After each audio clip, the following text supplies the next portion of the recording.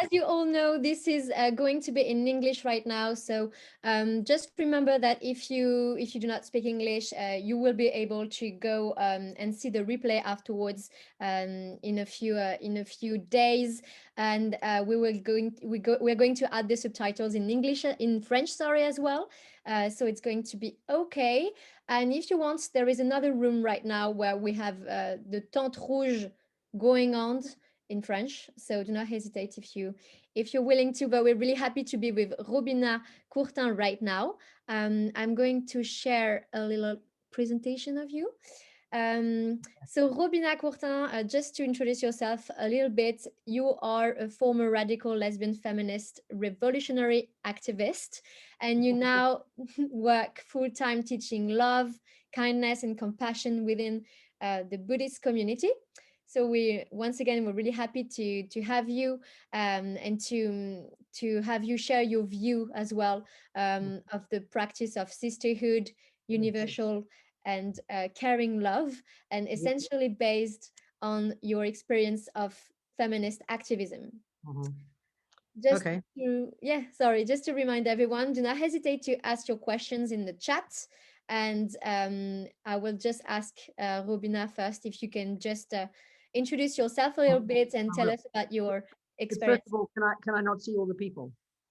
Oh yeah, you can also I would love to see everybody. Can I see the faces? I'd yes, love to yes, see yes. If you can just hi Claudine. gallery. Gallery. Oh, here we are. Okay, good. I'm so happy to see you all. This is good. Otherwise, I feel like I'm talking to a brick wall. This is much better. Human beings. I'm glad. Okay, you people. I'm happy to meet you all. I'm so glad to see you all. Um, I should be ashamed because my as you can see from my name, my grandparents are French, but very lazy. A little bit at school, but English is so ubiquitous in this world. You can get very lazy by speaking Australian, you know. So please forgive me. I was born in Australia in 1944, year of the monkey, so a troublemaker. And Catholic family. My mother was a Catholic, my father wasn't. But somehow from some of the time I was a very little girl, I was always rebellious, but I was also very holy inside, always only inside though. And I was in love with God. I wanted to be a priest. As soon as I went to mass, I figured that was my job, you know. And they all said, no, you're not a boy. You can't be a priest. You have to be a nun. So I figured, all right.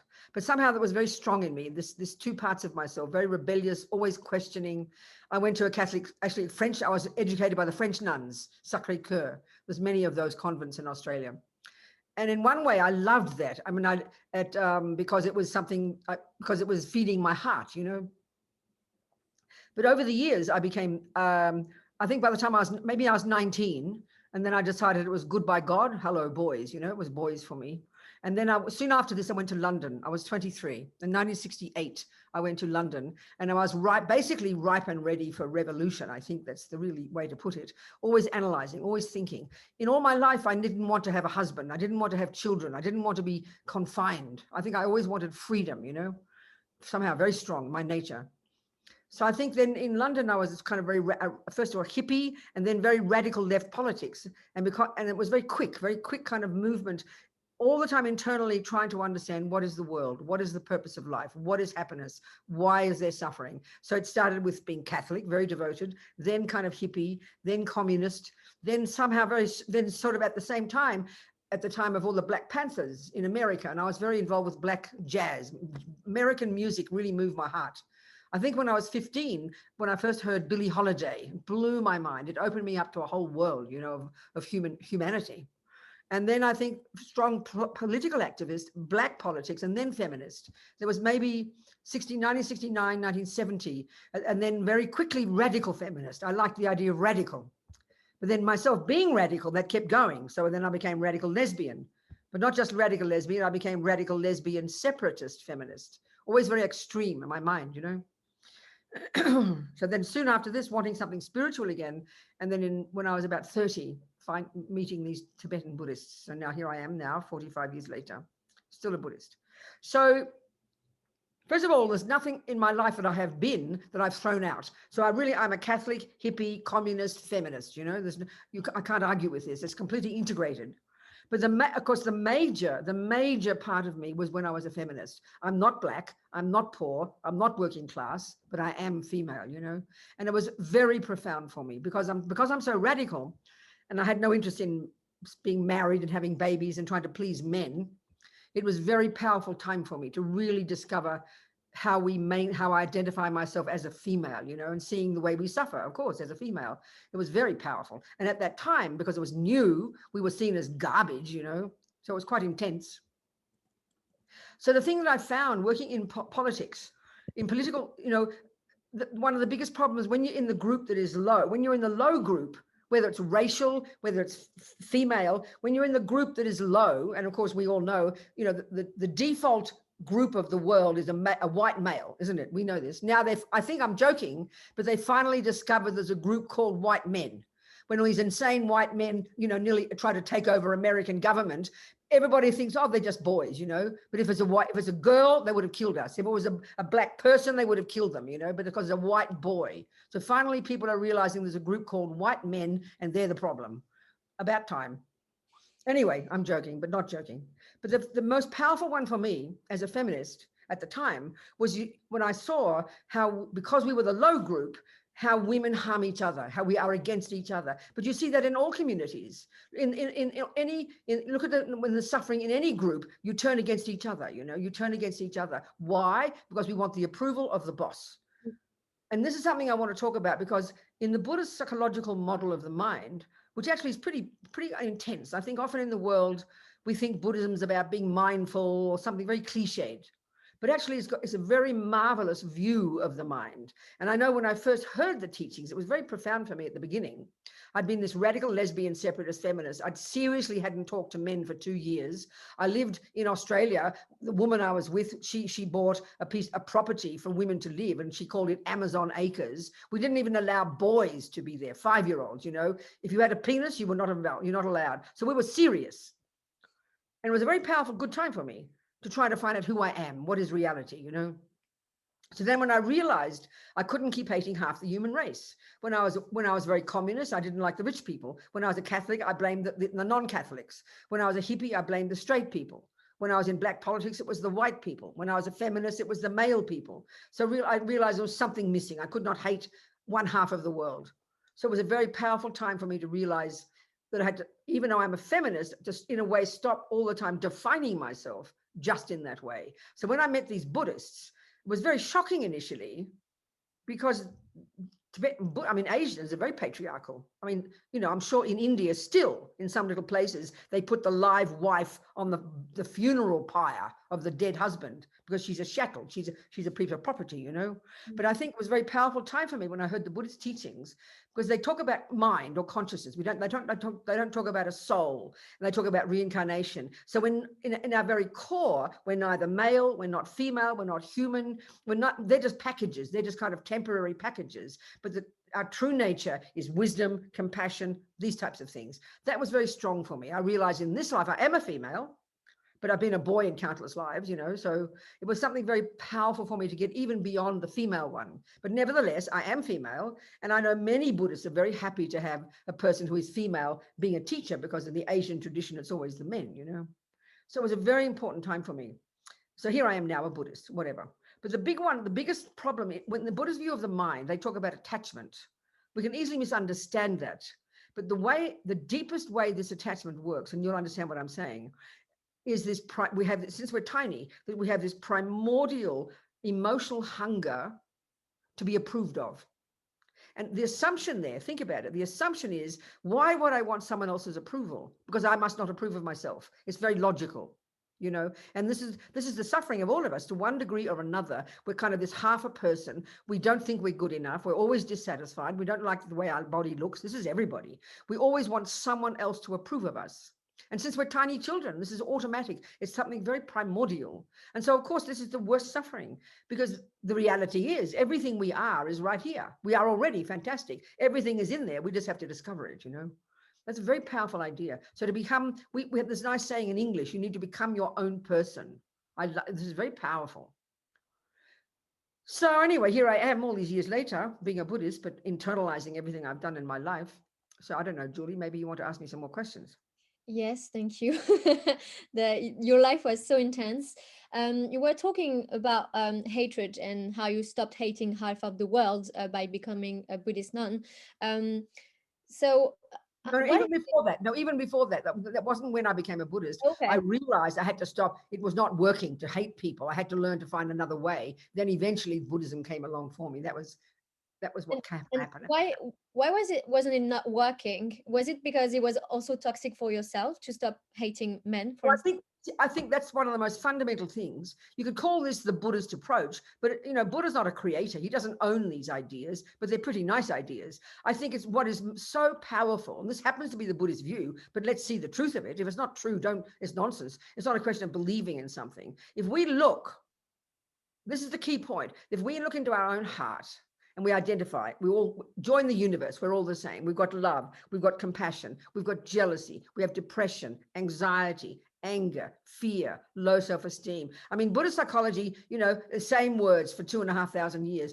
They don't talk about bipolar, schizophrenia, OCD, whatever. They're modern ones. We don't need to change those words. We know these things. We know these painful states of mind. And I think if we I think if we look into our mind and you look into how you feel when you're angry, how you feel when you're anxious, how you feel when you're depressed or jealous, we know it is heartbreaking. That is enough reason to want to change. That's the logic. It's not religion, it's not belief, it's logical. But the tragedy is when I'm angry, I say, I'm allowed to be angry. Look what he did to me. That's the problem. And this is the really difficult part. He did do that. People do terrible things to each other. But the really powerful thing is realize that people do bad things, but then know that my mind, if I'm overwhelmed by anger and rage, I will go insane, literally go mad. I love Martin Luther King. I love it. He said, it's good to find fault. It's good to see the suffering, the poverty, the sexism, the racism, but then say, what can I do to help?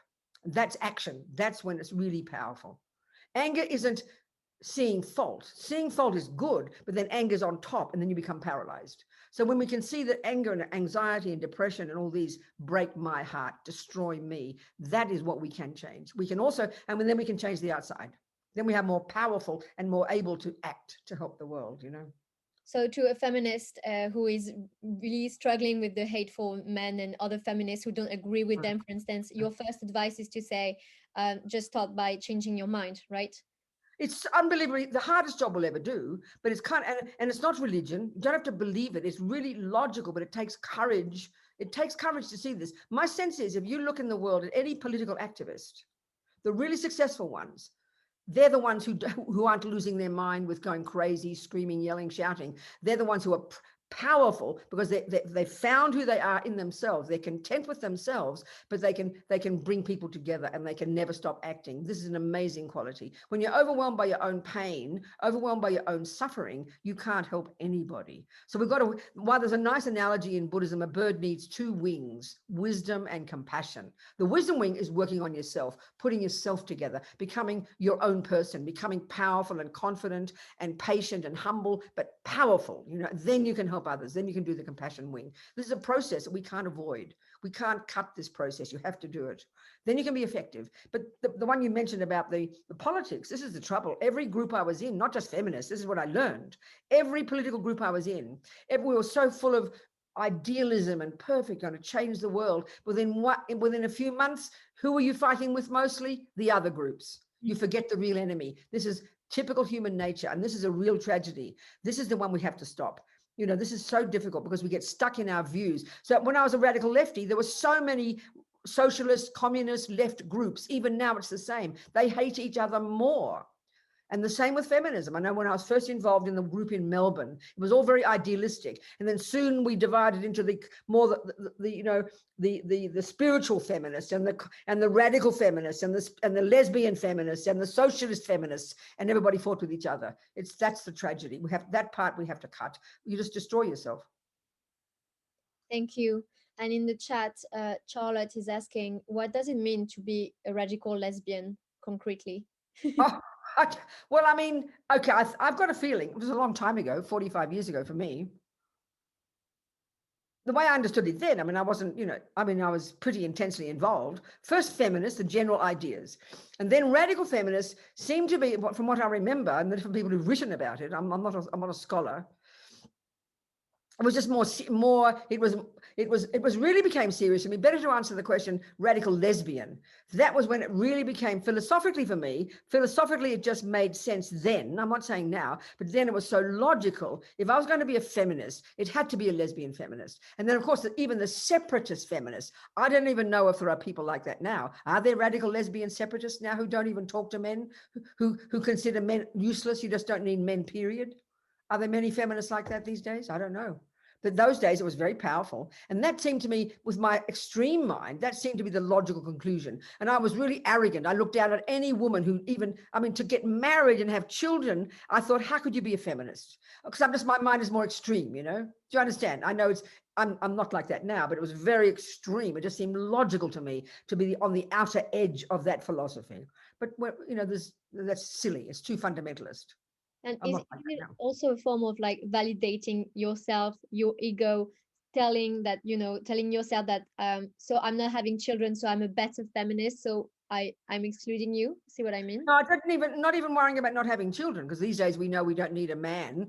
We don't need the penis to have the baby. You can have the sperm, but you don't need the man there. No, it wasn't that for me. It was more philosophically. It just seemed so idealistic. I'm very idealistic. So it just seemed logical, more than anything, logical, to be totally committed to women, to see other women, identify myself with women, not to find fault in women, and to have the courage in those days, because you were spat on in the street. If you walked down the street holding a woman's hand, you were spat on, you were loathed. It was really shocking at that time, So at that time, it was a very courageous thing to do, to even announce that you were a lesbian feminist, That was, even among other women, it was very shocking. It was in the early 70s, Yeah, I think things got better. Absolutely, and that's in one sense better. And in terms of having a baby alone in France, we're still not allowed to have a baby on our own. As really, is that still in France? PMA, so medically assisted procreation, was refused a few weeks ago. Yes, so yeah, it's still going on, a political issue going on in France.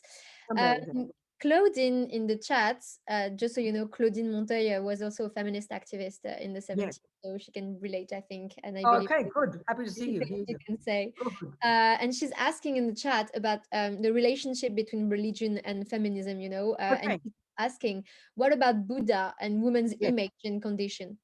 I know. Well, this is so ironic here. If I move away, you're going to see a statue of Tara, who's a female Buddha, but she's hiding behind me because I forgot to change the statue. Have a look here. Here she is. Can you see her? Oh, yeah. On the left. So I'll tell you a little bit about. This is the thing that was a really powerful one for me. When I first met these Buddhists, it was in Australia. There was something about the philosophical view of Buddhism that immediately attracted me. It was very powerful, So I knew, but I had to really think it through, because I realized if Buddhism is innately patriarchal, if it's in its bones patriarchal, it was completely insane of me to try and be a Buddhist. So I had to work my way. And this is when it really became clear to me, with the Buddhist view of consciousness going from life to life to life, not created. Buddha does not assert a creator. We don't need creating. This is the Buddha's view, because karma is this idea. It's very down to earth, really, is that every millisecond of what we think and do and say basically programs us, turns us into the person we become. So it's highly, in the literature and in the text from thousands of years, it's very deeply described, this natural process. It's called a natural law. No one made it up. Buddha didn't invent it. It's not to be believed in. So the whole idea of that, and that's what helped my mind. If my consciousness is goes back and forward, and one life I'm male, one life female, whatever, then who am I intrinsically? Clearly, female is like a package that I wear in this life. Male is a package that you wear in this life. Black or Asian or Australian, whatever. These are just external packages that are who you are, but not in the core. That's what really I understood. And the Buddhist teachings about consciousness is that our being is in its nature pure, and our job is to lessen all the neuroses and the fears and the dramas and the limitations and grow our virtue and goodness and wisdom and clarity. That's who our real nature is. And that's not male or female or anything. That for me was very powerful. So then before I became a Buddhist, after I've been my radical lefty feminist, and during the feminist period, I really wanted something spiritual again, So I went towards the female religions, but I felt there was just not something substantial enough for me. There wasn't enough theory. It was a bit more mythical, and I wanted something grounded. So that's when I just happened to like the Buddhist ones. And then I had to go through this process. So so then so the point is, relatively, I am female. So, okay, the religious one.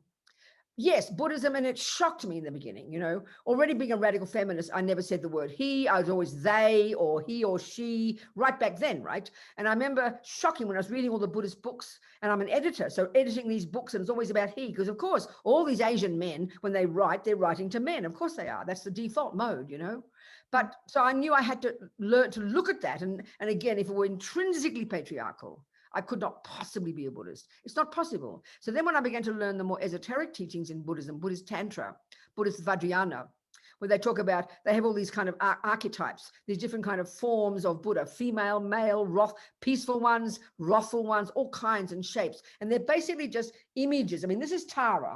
I'll get Tara, I'll show you. This is Tara. She's known as,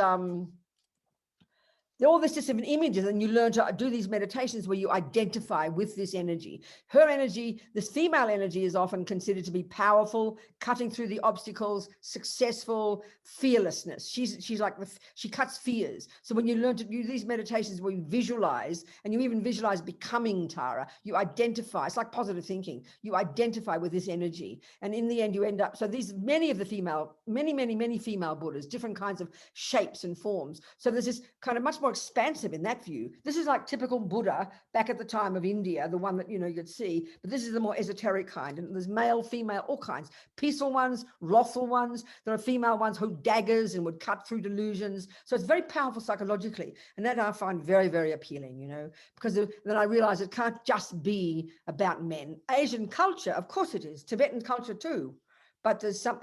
But I thought, if Buddhism is valid, if it's authentic, it's got to be for everybody. It can't just be for men. And this is as far as I'm concerned, and this is how come I'm here 45 years later, because there's something in there that I can use to help me become this, delighted, enlightened being, if you like. I don't know. Ask me some questions from that. What do you think? Yes, I was just wondering if it would be okay with you to speak a bit more slower. I know I'm it's. sorry. No, I know. I do. I know. I know Forgive it's me. hard for I you. know. No worries. I will. I I'm sorry. know I will. I promise I will speak more slowly. It's really hard. I will. I promise. That's okay. Just a quick question as well. Colleen is asking if you have a book recommendation to discover Buddhism. Oh my goodness. Always there's so many. I have to.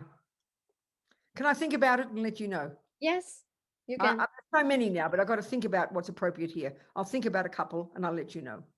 Thank you. Okay. And the main question of this summit of sisterhood is also about feminism and sisterhood. So I was wondering, can you tell us what sisterhood means to you and why Yes, it's you so. think it's powerful? No? It's the point where it was the point we were saying before.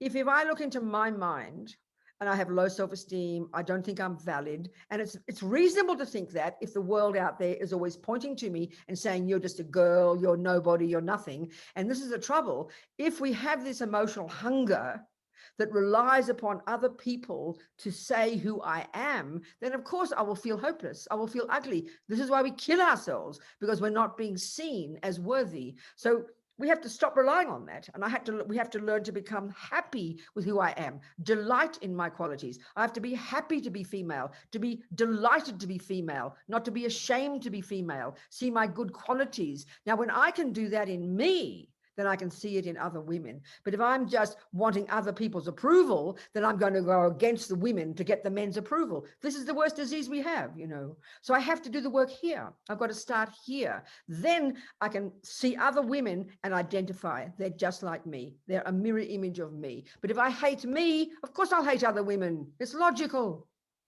It has to start with yourself. It has to start with ourselves, healing our own heart. Then sisterhood is easy. Do you understand? Yes, of course. So sisterhood towards yourself first and must be. You can't cut short that one. You can't have unhappiness and self-hate, but think you've got sisterhood. Not possible. Thank you. Quite evident when you think about it. Yeah. And what is your advice for self-love as a woman? Like as a woman, how can we? What is the first step for self-love? What I just said, which is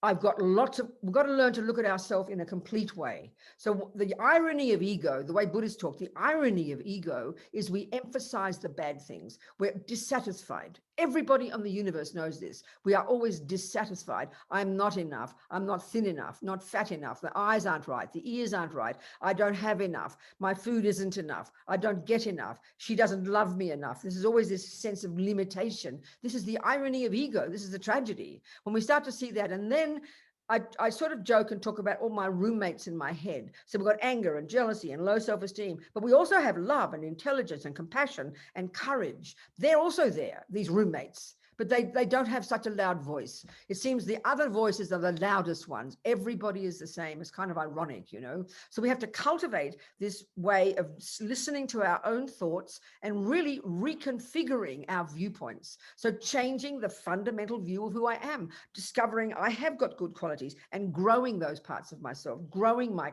courage, growing my love. I mean, this is not easy, but this is the job. Healing myself, becoming who I am, because it is all in here. Everything is in here. This is not some kind of mystical idea. It's logical, but we just have to see it.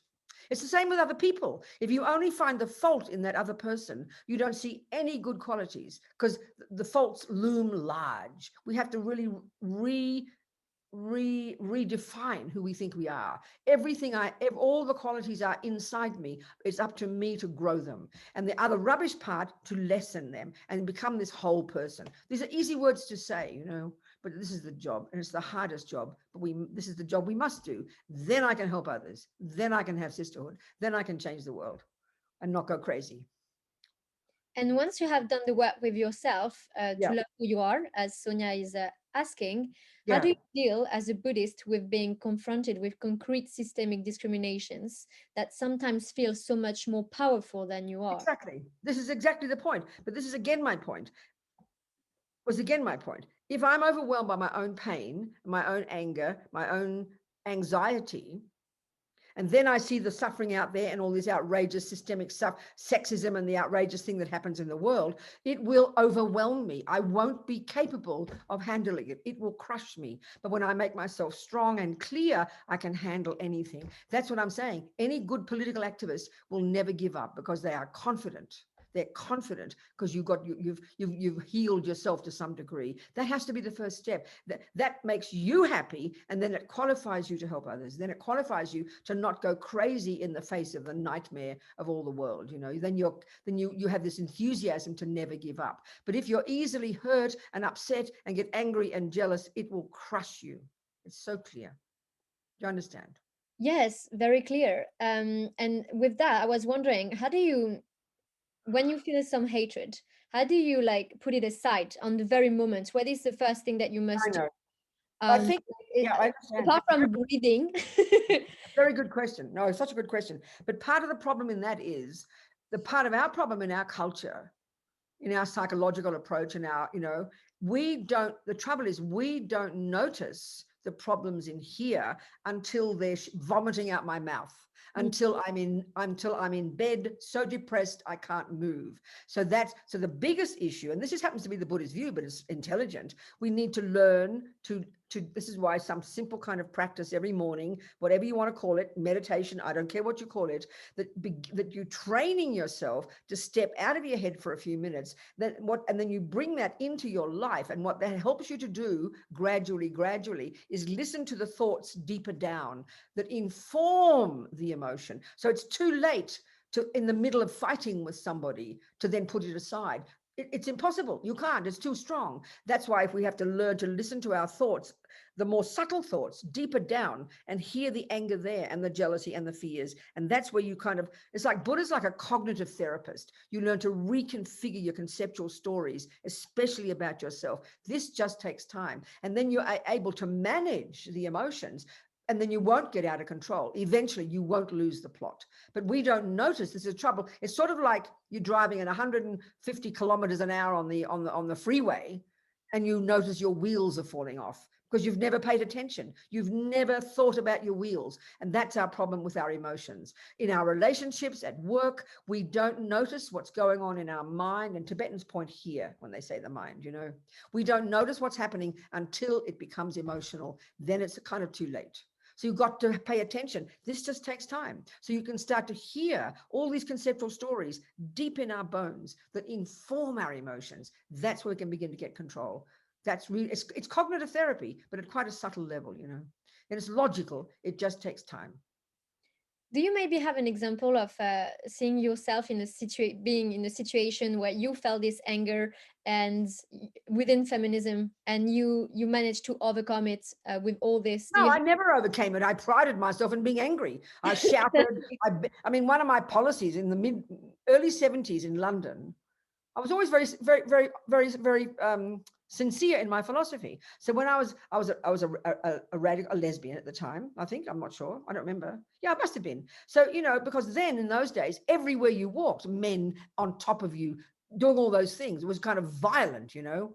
I'd already by that point been raped. I'll mention that one to you too. I'm just talking. My nature a bit is very aggressive, but it can be useful. So I remember my policy, when any man on the street ever whistled at me, said something about my breasts, I have very nice breasts, you know, I would walk up to that man, I would shout at him, I would abuse him, I would punch him or kick him, and then and everyone was usually shocked and did nothing. That was my policy. So I didn't control my anger. I used it to show this man a lesson, you know, I didn't mind. And even when I got raped, I mean, this is a shocking story. I don't like telling too many men, they feel embarrassed. I was 25. I was hitching in Europe. It was Italy. I was 25. I wasn't a feminist at the time. I had long hair, looking gorgeous. I just decided I want to hitch in Europe. I mean, every single man. I mean, I'm a bit crazy. Every man who picked me up, he could not believe he thought he'd won the lottery, finding this female walking on her own, getting a ride. And of course, they all thought I was a prostitute. That's how stupid men are. I mean, half of them, I was a hippie, I think.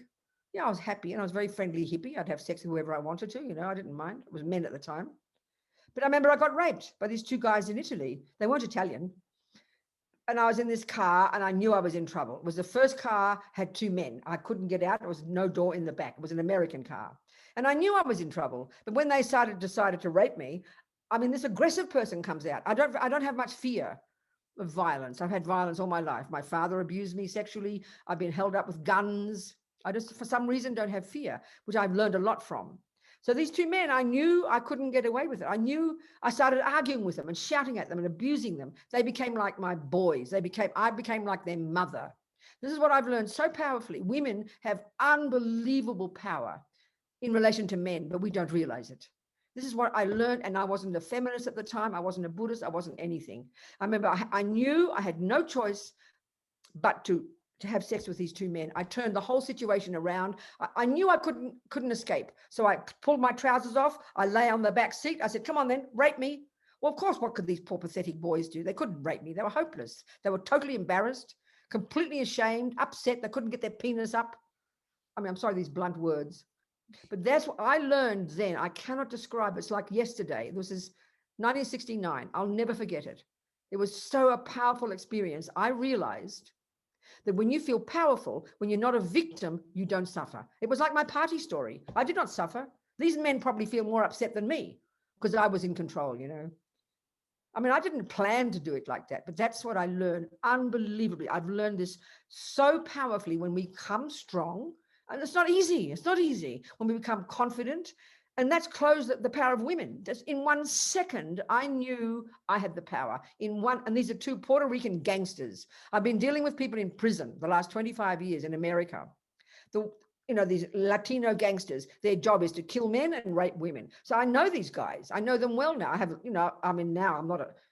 love everybody. I understand this energy, you know. But then it was so powerful for me. These men within a second became like victims. They became like babies. I didn't want one of them watching. I told him to fuck off, you know. Well, I had sex with one and all he was freaking out about was because he couldn't, you know, do it properly. I mean, it was like a joke.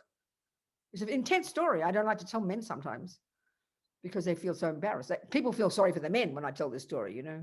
But this is my nature. So it's useful. It's very useful. So anyway, the answer to your question, I didn't suppress my anger. But I can use it. And this is something very interesting now. In the Buddhist one, these different Buddhas, there are some that are really wrathful. Like there are some female Buddhas who are super wrathful energy. And this is what I'm getting at here. We've all got different natures, you know. So for me, I can see in my life when I've been held up with a gun, for example, in New York, I didn't have anger, but I was able to use this energy to my own advantage. The same when I got raped. Are you understanding me, people?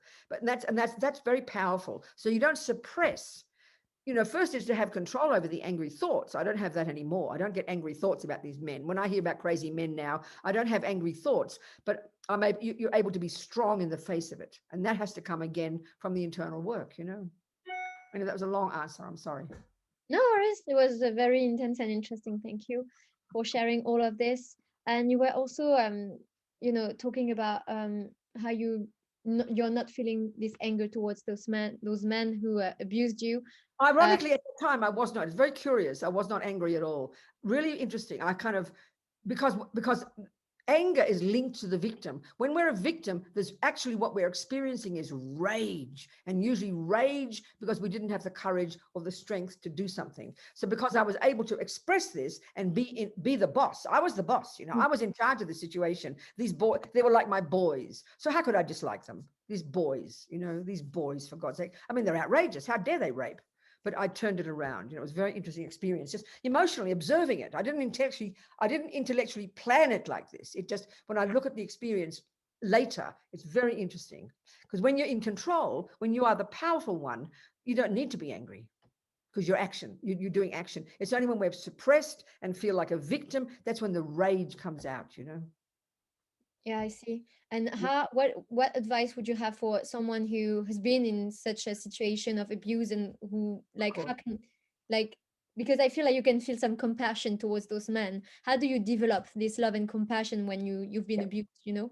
You can't, and it's too late. It's too early to do that. If we have been suppressed and harmed by others, and I'm just giving this example of my experience. And it's just, I'm not trying to say everybody should be like this. I'm just saying what I learned from it. But other experiences, my father, for example, I mean, in the end, I was able to get past it and love him. I love my father now, but I had to work through this intense, hard work because as a little girl, he didn't rape me, but he did inappropriate things. And this is so common in the world. Every woman has this experience. We used to hide it before. Every woman has these experiences, you know? And so when we have been suppressed, have been harmed, and the harm is terrible, if we've suppressed it and have the rage and the fear, don't worry about love and compassion. That comes later. You can't possibly have proper love and compassion. This is why in relationships, it's true that 40% of all women who get murdered on this planet are murdered by the man in the same bed, roughly speaking.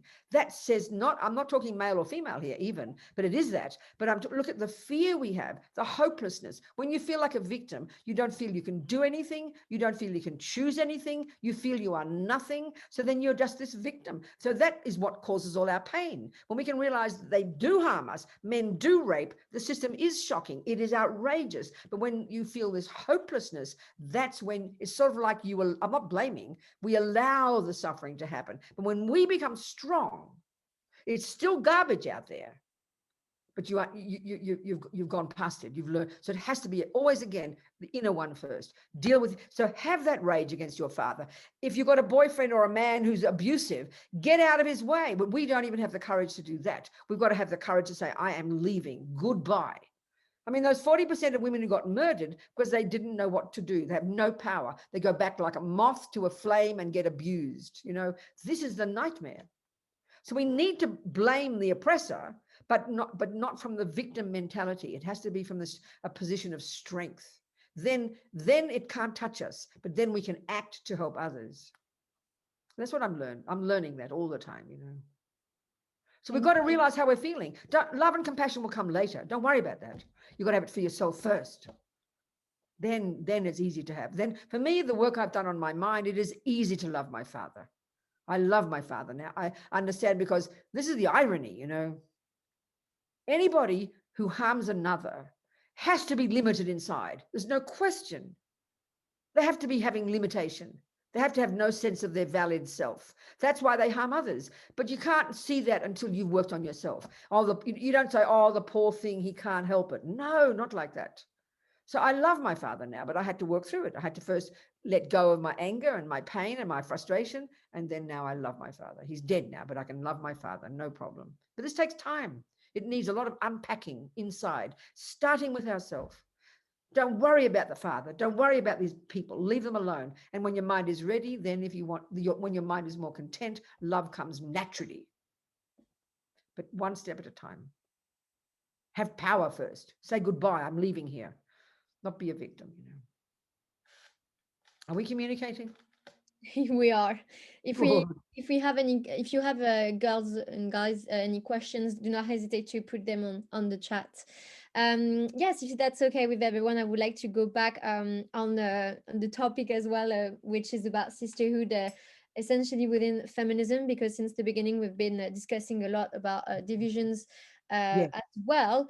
And I was also thinking about something that comes with the patriarchal system and the Uh-huh. sexist system, which is rivalry, a competition Yes, for male exactly. attention, Exactly. because I feel like women, are conditioned to be in this That's competition for right. male attention, essentially, and they don't really hesitate to denigrate each other sometimes to get the validation from men.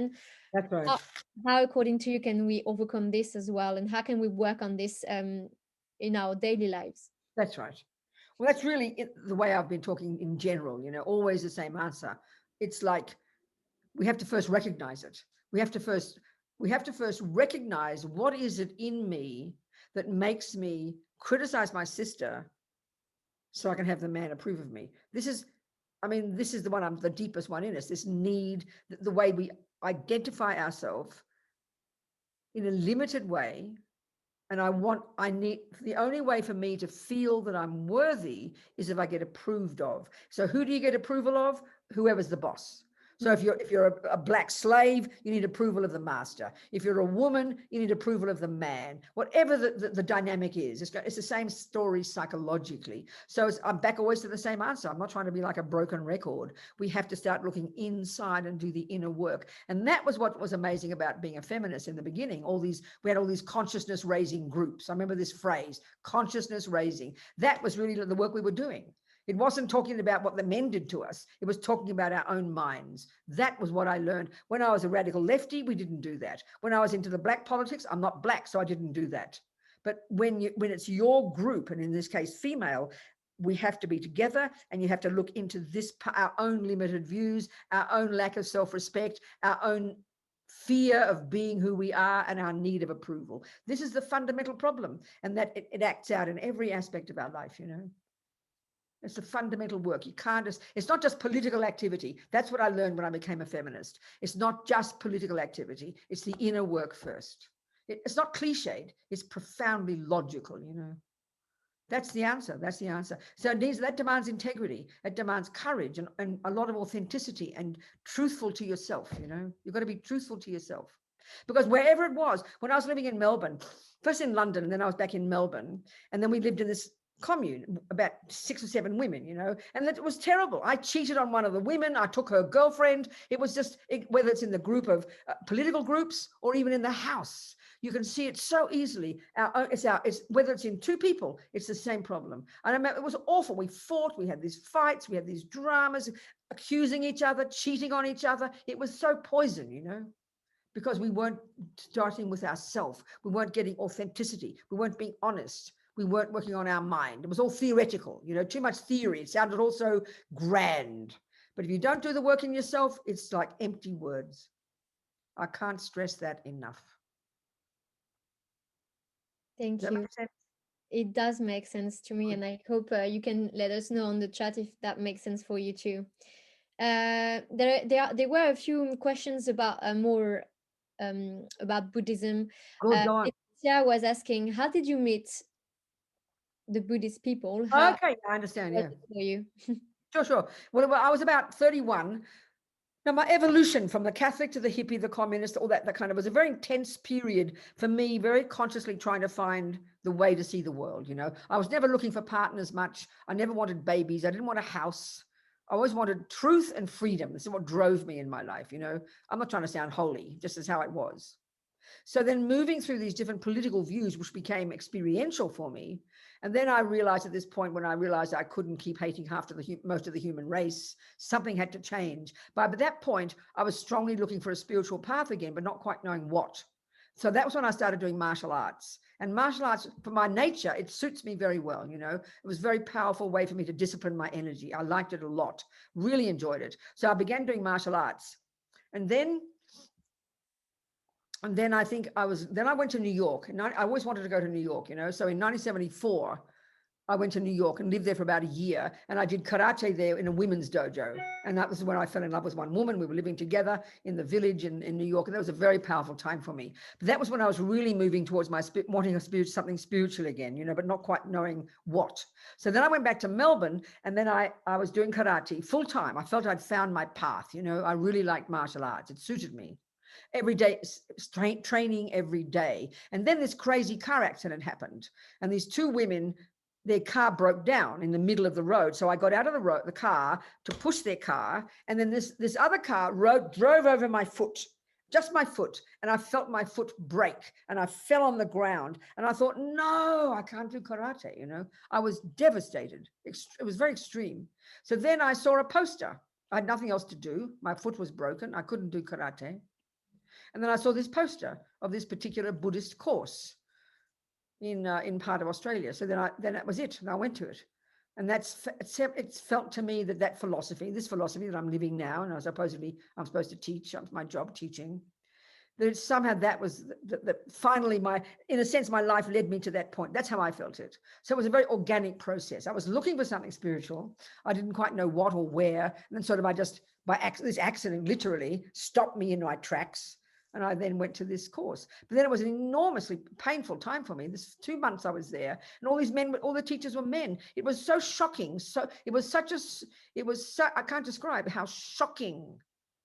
I've been in radical left politics for 10 years, and suddenly reverting back to all these hippies, and the men did all the work, and the ladies called themselves ladies and couldn't carry the buckets of water because they were ladies. It was such a culture shock to me, but I knew there was something there that I couldn't leave. I had to look through it, and I had to do this really logical thinking.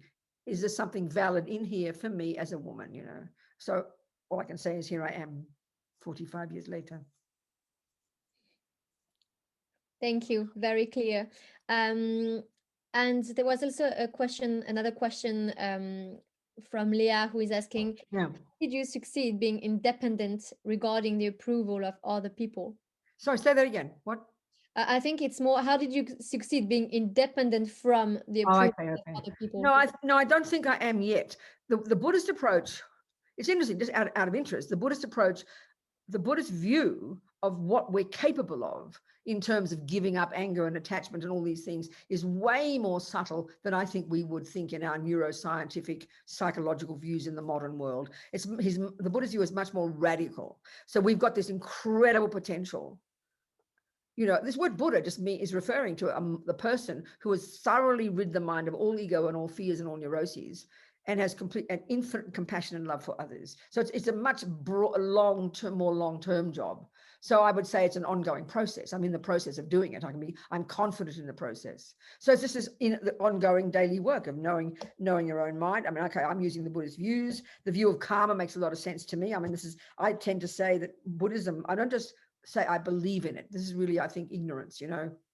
The Buddha's not a creator. He doesn't say you must believe me. He says, if what I say is true, you'll find out the truth of it, then it's up to you. So there's a very strong sense of responsibility for you to own these views yourself. So the idea of reincarnation makes sense to me. The idea of creator doesn't make sense to me. The idea that your parents make you is ridiculous.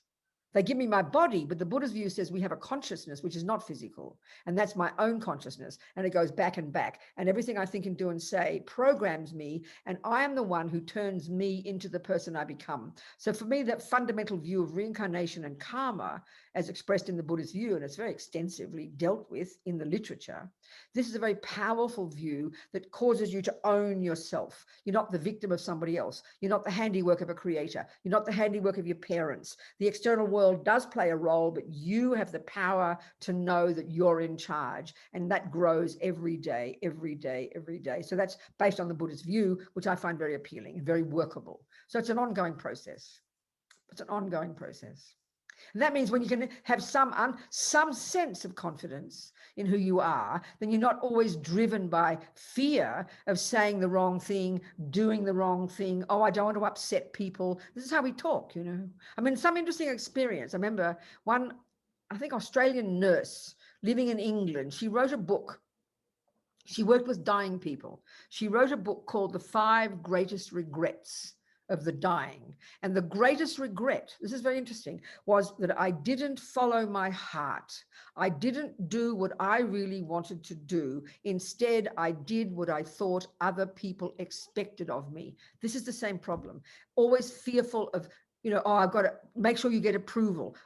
Am I doing the right thing? What do people think? Am I thinking the right thing? And you think about it, since we're born, we've internalized God, mummy, daddy, grandpa. We've internalized the police, the laws, and every second we're driven by the wish to do what we think other people expect us. So, I mean, schizophrenic's a good word, I tell you. So when we learn to not be arrogant about the world, but to know I have to find out myself what is valid, what is not, what is right, what is wrong, become my own. Then you have courage. Then you are confident. Then you are able to be who you are and don't have, and then grow, not be stuck, you know. It's the same thing in many, it's the same problem, the same approach, just many different words for it. It's an ongoing process every day. Becoming, so I like the word, it's lovely saying in English, you become your own person. It's very powerful. Instead of what other people think. And that's the classic male-female one, isn't it? The woman is completely subdued and he's completely the boss. That's the most extreme example of this one of needing approval. You don't even exist. I mean, look at some countries. You've got to wear clothing from head to toe because you don't even exist. I mean, that's the extreme example of this one of you're nobody and you need to be approved of. We can see it in the whole world. You know, the dynamic is very powerful. So whether it's your husband, your boss, your mother, religion, you don't throw it out and be arrogant, but you know, you got to check on it. That's the key. It's interesting. The Buddhist view is don't just believe any word you're told. Do not believe one word the Buddha says. If he's right, you'll find it to be true. But to blindly believe something, which is how we think of religion, this is just intellectual laziness and causes fear. You know, it's like outrageous. It's shocking. And it's typical male. Males invented all that rubbish, you know. Anyway, blah, blah, blah. We love your blah blah blah. Sonia is also asking, as a feminist, okay, it's quite long, so I'm going for it. As a feminist, it often feels like we are constantly working on ourselves, constantly discussing within feminist groups in order to understand each other and live better, stronger lives. But in the meantime, it doesn't seem like men are doing that same work. It doesn't feel like our experiences are reaching them enough for things to truly change. I understand. How can we raise consciousness beyond feminist circles in order to see real change in the way that men treat women? I know, I understand. I think you're absolutely right. And this is exactly what we asked in the 1970s, you know. So the thing is, though, I think some men are doing it. There's more and more people now, men meeting and men learning and men being this way. I think it is happening. But again, this is the courage we have to have, that if we do it, that's enough. And we will show example, and don't expect them to do it. Because by we becoming powerful, this is whether it's in one relationship. This is an example of my rape. I'm sorry, it's an extreme example, but hear the point. The classic situation was they're the bullies, they were going to rape me. But for whatever reason, I became powerful. When I became powerful, I didn't care what they did. It didn't touch me. And in fact, I became completely the boss, and I was able to control the agenda. That's a simple example in the whole world, in your own relationship, with your parents, with men in general. When we feel powerful, when you're not powerful, you keep wanting the other people to change. You should do this and you should do that. That's hopelessness. That's coming from victim. When we really are powerful and we really do it properly, then they will admire it. They will see it, and they can't touch you. Then they were forced to change. And even if they don't change, we will make the change happen. I mean, you've got to make change. But if we keep frustratingly wanting the change, it shows a limitation in ourselves. If we keep getting angry because they don't change, that's all the time putting the responsibility. That's like me sitting on the back seat asking these guys to not rape me. What a stupid idea. Don't rape me, please. I decided, come on then, rape me. And the whole thing exploded. I became the boss. Are you seeing what I'm saying? Yeah, People. you reversed the power relationship, right? What? You You change reversed it. But the when you when you become strong, Mm. and we as a group become strong, men become weak. The people who have the power lose that power. That's what's happening now. There's only changes happening because women are becoming strong. Any even laws that change is only because women are becoming strong. So it's coming. We've got to be persevering and persevere and not give up. But it's got to start in our own self, then our relationship, then your group, then your family, then the world. You can't avoid starting in here because everything we do comes from here. Thank you. Opinion. And you were also talking about, we were talking about approval and stuff. And this morning, this was also one of the main points of the presentations we had this morning. We're talking about, the quest for love and how women are conditioned to like be looking for the one, and that their status and how they feel about themselves and their self-esteem stems from if they are in a relationship, if they have men, if they have sex with men, and I remember once when I was on one of your retreats, you said that when you dropped yourself this quest for love, it was an enormous relief. So What was the words you said? I said what? When you uh, what? when you dropped the Oh, quest for okay. love. Okay. Yes. Yes. So I was wondering if you had any thoughts about this and like any advices that you can give to women who are, in this conditioned for being in this quest for love and for men essentially. No, again, you see, I keep saying it, but it's a variation of what we're talking about. Yeah. Because we can see how entrenched in our entire society, even among animals, it's so primordially deep. This one of having a relationship, and how that can so totally define us. Okay, we can see now it's not quite the same, but it's still a drive within us. And so this yearning to feel you've got to be part of this relationship, living in this house with one person, ideal. So whether you're a lesbian, whether you're whether you're whatever label you have for yourself, in the end, that's a model that's pretty strong for everybody, isn't it? Two men live together, two women live together, three women live together, one man, one woman live together. It's always this. So we can see as this yearning to be yearning. Okay, there's a good part, there's a negative part, and there's a positive part. The positive part is we want to love and be loved. This is human nature, and it's marvelous, and all our learning can be in that relationship. All the best part of you can come out. You practice kindness, patience, forgiveness. That's where the relationship will grow. That's the good part. But the trouble is when it's mainly the attachment and the yearning and the emotional hunger, that's when it destroys us. Because when you can't find the partner, you actually think you're nobody. Or when you do find the partner and then you get disappointed, you're so scared to leave. Oh, the world wouldn't approve of me. Maybe he really loves me after all. So either way, you are lost. So it's always the same thing coming down to your own self. So marvelous to have relationships. But if we put all our, if we decide that's going to be the way I will become happy, you're missing the point. Because things never turn out the way we think. And we have all this idealism and this fantasy, So we've got to do it for the good reason. I mean, a powerful way to learn in a relationship. I mean, I always joke, my personality being the way it is, if I had a husband or a partner and children, they'd be dead. Because no way that is right for my life. There's no way that is, and that's when I said to you, at some point I realized to give up sex and the pain, for me, the pain and the suffering of relationships was so intense. It's not blaming anybody. It was a relief. It was a relief for me to realize I didn't need to live like that, That just suits my nature. But to nothing wrong with a relationship, nothing wrong with having children and a house. But we've got, the two parts. We've got the unhappy, deluded, I-based, fear-based, miserable, small part of ourselves. And we have this expansive, courageous, appropriate, loving, compassionate, wise part of ourselves. If our relationship can help us grow that part, great. I'm learning to do this job not in a relationship. But I mean, when you analyze relationship, what's it mean? I've got hundreds of relationships. I just don't happen to sleep in the same bed with them. That's all. Do you understand? I do. And I think we all do. That's right. Letitia is also asking, are there other women teaching Buddhist courses in the place you practice and teach Buddhism? what are the views about feminism? Well, in the organization I'm part of, we've got about 160 Buddhist centers around the world I've been part of since 76. Um, and among our monastics, I'm one of the monastics, we've got about 400, 500 monastics. And I would say more than half are women, always been more than half. And many are not feminists, for sure. Many just never looked into politics of any kind. But more and more these days, I think many women are feminists. Many women are more conscious and are more happy to be defining themselves as a woman and as a feminist. But I don't think, not many nuns that I know. I don't talk much about these things with my friends. I don't know. I'm not sure if many of them are. Some are teaching. Many of my friends are teaching.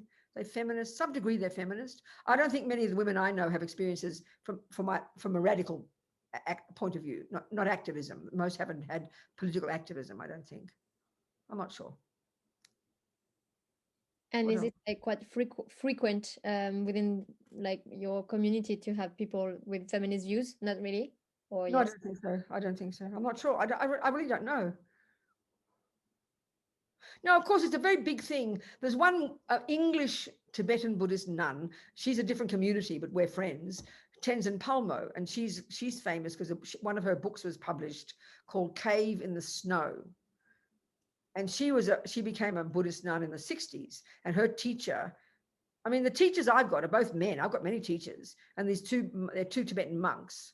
But they kind of, more than many of the Tibetan Buddhist monks, I'd say, because they're fairly patriarchal, but they're changing. They give, like in our organization, you get if you've got the qualities, you get the job. So Lama Zopa told me to teach.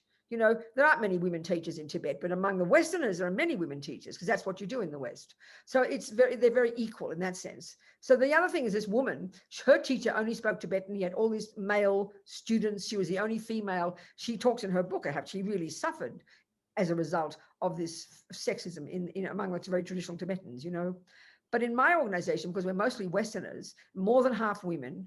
Many women have the job of teaching. Many women have of running the organizations. So it's in a way more equal, So I don't know. What can I say? And on top of that, Leticia is asking if you feel a sisterhood connection with the other female Buddhist nuns or monks. Oh, of course I do. Of course, there's no question. Of course I do. Of course I do. Of course I do. Yes. Thank you. I also have a question about feminism today because you've had your experience from the 70s. Do you, and you said also earlier on that you feel that women have gotten power. Are you optimistic in the future years for feminism? Do you think do we still need to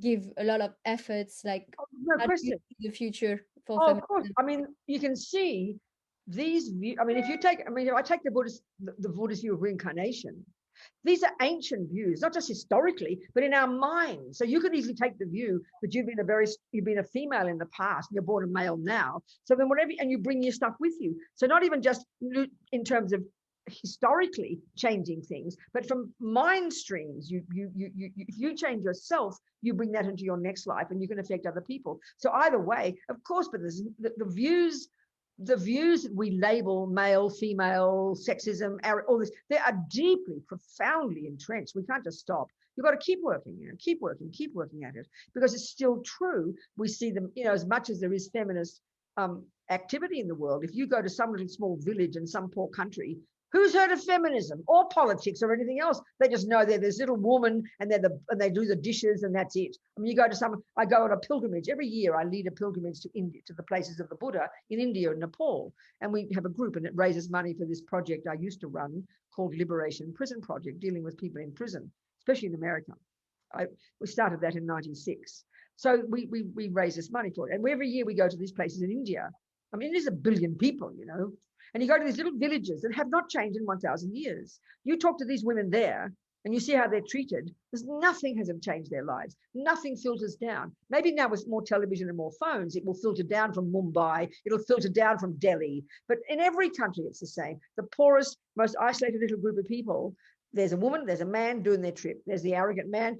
It's deeply entrenched. It's thousands of years old and countless lifetimes old. So it's just constant work. Of course it is constant work. And then, of course, it gets entrenched, like you can see in America. Look at all that period when they're trying to get the Equal Rights Amendment, 20 years of working on it and still couldn't get it, you know, because views are very entrenched, so deeply entrenched, you know. Yes, and I'm going to interrupt you because I realized I forgot a question related to Buddhism in the Good. beginning. You're talking about entrenched views, and Yeah, Letitia was also asking, is it attachment in a way that we are very attached to our views? So when we discover that there are other views contradicting ours, we feel pain and we want to show that we have the right view. I think this is also well exemplified within feminism. Uh, absolutely. Yeah. is Go on. there anything you want to add? Yeah, absolutely. I mean, the Buddhist analysis, you know, they talk about we have attachment. It's such a cute word, but it goes to profoundly subtle levels, you know. There's levels and levels and levels. It's quite primordial. So this is the sort of this emotional hungeriness. And of course it is. This is the thing about this is emotional hunger. This is in the Buddhist psychological model, you've got kind of positive, useful, reasonable, appropriate, spacious, valid states of mind that are the source of your own happiness and your ability to help others. Then you have this other ridiculous aspects of yourself, you know, the crazy roommates and the good roommates, something like that. And of course, in the ordinary, so anyway, the Buddhist view is we can learn to really navigate all these and lessen the rubbish and grow the goodness. Who is the beneficiary? You are. Then you can help others. So this attachment one is primordial. And you know, there's the grossest obvious level of sex, drugs, and rock and roll, you know, food, all the sensory objects, that's evident. But this other level is, you know, first being the deepest one is being seen and approved of. But in the between there's also the one of being attached to your own views. So that's, I can see in my life, I didn't care about houses. I've got one set of clothing, okay? I wash them a couple of days a week. That's it. I have 2 pairs of shoes, 1 computer. I own nothing, you know, and I'm completely content. I feel free. I don't worry. So I'm not attached to things. I'm not attached to people. And people think that's a bit weird, but I'm not. I mean, I love my sisters. I love my family. I love many people. But I've got if I have attachment, it's to the way I want to do things. I'm attached to my views, not my views, no, the way I like to do things. So that's what I've got to watch like a hawk. We've all got attachment in different ways. And when it's attachment, it's nervous. It's not happy because then you cling to it and you're fearful of losing it. And then when you hear other people who've got different views, you feel freaked out. So I can see in my own life as I moved along, like, for example, when I have a lot of aeroplanes, I used to travel all the time. Now these days it's different. I'd be going to 80 airplanes a year, going to different Buddhist centers, teaching. I remember one year on the plane with this old guy, ugly. I mean, I don't mean to be rude, but he and I like to talk to people. I like to hear what they think. So he was this horrible fellow who was going to Thailand to fuck all the girls. And it was this arrogant man, and I allowed him to talk. Now, when I'd been a feminist, I would have punched him in the nose, but I didn't care. Let the silly boy talk, and I was fascinated by his mind, talking about how he had to have this thing that kept his penis up, and all the Thai girls thought he was so special. I mean, it was pathetic, but I didn't freak out about it because I didn't care. But if I'd been a feminist, very strongly attached to my views, then I could not have tolerated it. I remember one time having a conversation with a white supremacist. I didn't freak out. I was fascinated by how he thought. So at different stages, when you're confident, again, in your own views, I don't want to make people Buddhists. That's a horrible idea. I couldn't care less. I don't talk about Buddhism to people who don't ask me. I'm not attached to my views. So that's a really important distinction. You can have your views, be very clear, but if you're confident in them, you're not attached.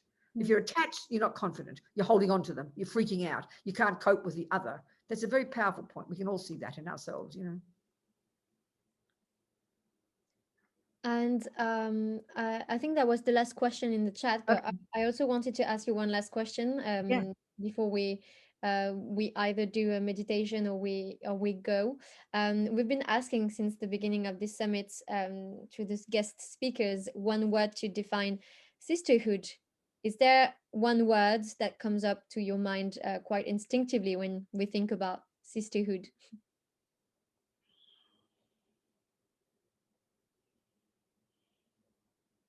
I keep saying the same thing. I think self-confidence. Confidence. Oh, Self-confidence. It has to be self-confidence, not arrogance. This comfortable in yourself.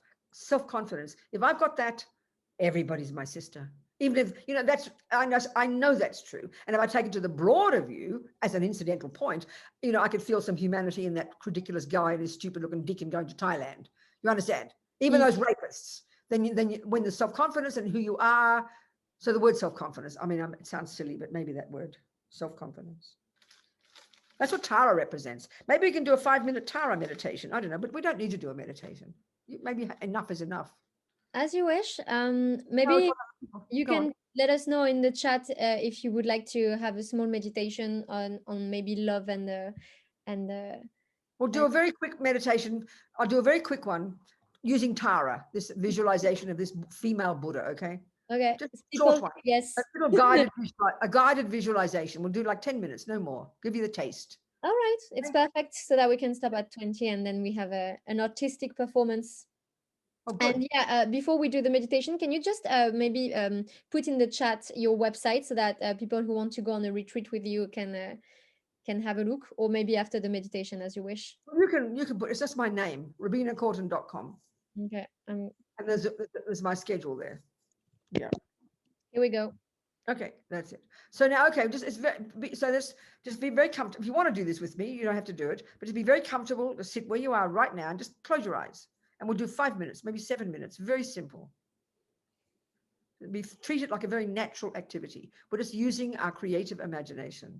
And the crucial point to remember, though, the Buddhist view is everything we think and do and say, nothing goes astray. It programs us.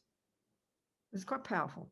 So we just imagine in front of us this embodiment of all these marvelous qualities, infinite wisdom, infinite kindness, infinite goodness, all the rubbish gone, infinite confidence. And it's in the form of a female Buddha, and she's green. Green light in this case is like action energy. And if you're familiar with this image in the pictures, then fine. If not, don't worry. But she's sitting on a lotus. She's the lower part of her body. Anyway, she's got green light body. Her face is totally radiant. It's absolutely beautiful. She's holding a lotus in her right hand on her knee. And then she's got this kind of, the top part of her body, basically, she's naked, these gorgeous breasts. She's totally made of light. Very sweet smile, but very powerful. And think of it as a mirror image of our own potential. It's like that. So she's got a lotus in her right hand, blooms at her right, a blue flower that blooms at her right here. And she's holding it between her thumb and ring finger on her right knee. And the flower blooms at her ear. And that's her right hand. Yeah. She's another lotus, a blue lotus that her holding in her left hand, which is at her heart. And that blooms at her left ear. So get this general picture, this energy, light, green light, sitting on a multicolored lotus. Her left leg is drawn in, like as if you're sitting cross-legged. But her right leg, she's kind of resting it out. And this shows her action energy, ready to hop up to help others. Her energy is wisdom and action, confidence, courage, cut through the obstacles, courageous, brave. That's her energy. So just imagine this, and she's like a mirror image showing us what we can become. So just imagine now light. She sends powerful light from her brow, like a laser beams of white light from her brow that enter your brow and completely fill you, totally eradicating all the pain, all the hopelessness of this heavy body, and eradicating all the imprints in the mind of any harm we've ever done with our bodies, harmed others, taken things, misused, harmed others with our bodies, all the harm we've ever done, and all the pain of our bodies and our sickness, completely eradicated, full of this blissful white light. Imagine.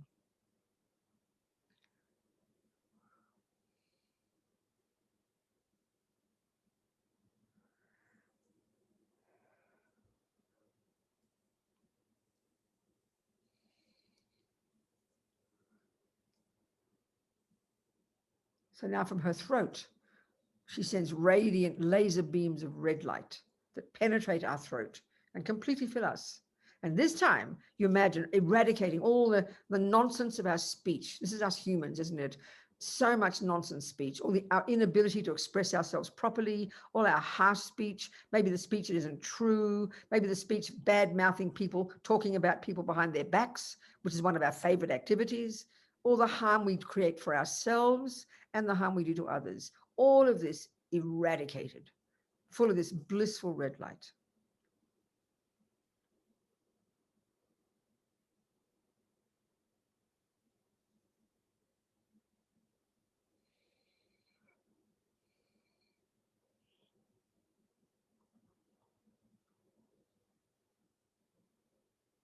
And then from her heart and the center of her chest, radiant beams of blue light blue like the sky, penetrating our heart and entering into us, and this time completely eradicating the source of all the problems, the anger, the fears, the low self-esteem, the jealousy, the sense of a limited self, all the misery in our minds, that is what's holding us back, what causes us suffering, and what causes us to, make a mess of our relationships. All of this eradicated. It's not at the core of our being. It's not intrinsic within us. This is not who we really are. Full of this blissful blue light.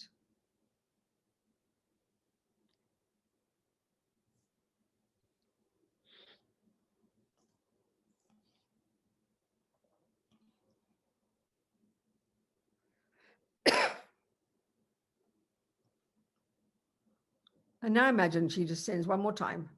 The three lights together, the white light entering into us, making our body radiant and strong and full of well-being and good health, and only capable of benefiting others. The red light coming to our throat, filling us with this power of speech, such that any sound we say will be useful to others, will be beneficial. And our heart, light the blue to our heart, completely filling us with all our goodness and our innate perfection, our goodness, our clarity, our wisdom, our love, our compassion, our action energy, our courage. These are our true nature. Full of all of this as the three lights come together. Imagine. And as we visualize this, becoming this Tara, this is who we are. I'll just sing her mantra 3 times or a couple of times and feel like the sound goes out and blesses us with this energy, our own nature. Om Tare Tu Tare Tu Re Svaha. Om Tare Tu Tare Tu Re Svaha. Om Tare Tu Tare Tu Re Svaha. Om Tare Tu Tare Tu Re Svaha. Om Tare Tu Tare Tu Re Svaha. Om Tare Tu Tare Tu Re Svaha.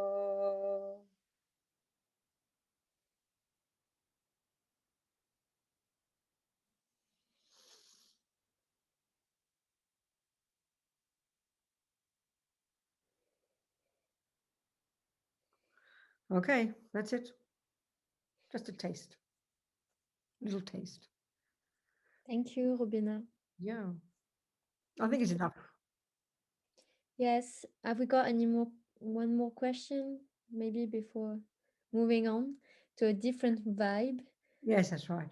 So I just want to finish by saying never give up, people. I don't care you become a Buddhist or a Mickey Mouse. I don't care. But whatever you do, start here, know your own amazing potential, manifest that, and then you can be useful to others. Never give up. Is the main point. Never give up. Never give up. Never give up. Okay. Thank you, Julie, for Thank having me. you, Robina. Thank you so much. Darling women, much love to all of you. Keep moving. That's Love to wonderful. you.